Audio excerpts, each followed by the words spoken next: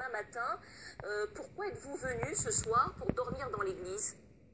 Écoutez, madame, je crois que les jeunes gens, les jeunes catholiques kabylistes ou les jeunes kabylistes catholiques ont pensé qu'il était de leur droit de pouvoir occuper de meilleures places pour pouvoir effectivement être sûr que l'évangile qui sera dit demain et cadre avec ce que Jésus a eu à nous léguer pour l'amour du prochain, ainsi de suite. C'est ça. Donc, le souci, c'est d'arriver à sauver la maison de Dieu comme le fit autrefois son fils Jésus, qui sauva la maison de son père des mains impures.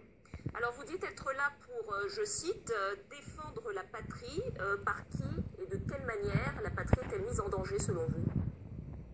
Ça, c'est vous qui le dites. Ici, il est question juste de faire comprendre à M. Mosengo qu'il doit arrêter de jouer aux politiciens déguisés. Il doit être clair. Il doit arrêter de se servir de sa position dans l'Église catholique pour continuer à tromper notre peuple. Le peuple n'est pas à confondre avec les fidèles. Et d'ailleurs, la RDC est un État laïque et Mosengo doit cesser au jour d'aujourd'hui que le calendrier électoral est là, que le chef de l'État a bien dit que le processus était irréversible, que Mosengo cherche, lui et ses amis et ses complices, les libéraux belges, ainsi de suite, à nous ramener en arrière. Monsieur Machala, combien est-ce que vous êtes actuellement dans la cathédrale de Kinshasa? Je suis juste non loin de là, puisque la police est venue. Elle a essayé de faire le toilettage qu'il fallait, parce qu'il y a eu des loupards et certains délinquants qui font partie du procès. Vous êtes combien, monsieur Machala? Une centaine, plusieurs centaines? Vous dites, hein? Combien êtes-vous? Plusieurs centaines, on nous a dit combien exactement? Non, c'est des milliers qui étaient venus. Et j'ai même peur que la messe de demain, qu'ils puissent pas avoir assez d'Eucharistie pour pouvoir communier du moins les catholiques qui seraient dans l'église. En quelques mots, monsieur Machala, nous sommes à la fin de notre entretien. Plusieurs fidèles vous ont vu arriver, les jeunes patriotes, par des bus de la Société publique de transport.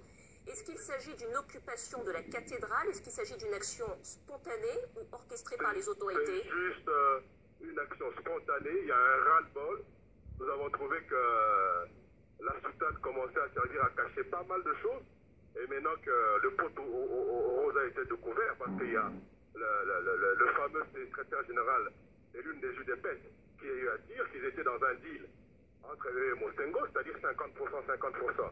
Alors on s'est dit que tous ces gens qu'on a vus dans nos rues avec des cocktails Molotov n'avaient rien à voir avec la parole de Dieu, puisque au lieu de chapelet, au lieu d'avoir des croix sur eux, c'est des cocktails Molotov qu'ils ont sur eux. Et voilà, il y a même des politiciens véreux en perte de vitesse qui viennent, ils essayent de se servir de la foi catholique comme un tremplin pour réaliser leur rêve subversif. Merci à vous, Claude Machala, cadre du PPRD de la majorité présidentielle. Vous étiez avec nous depuis la cathédrale de Kinshasa en RDC.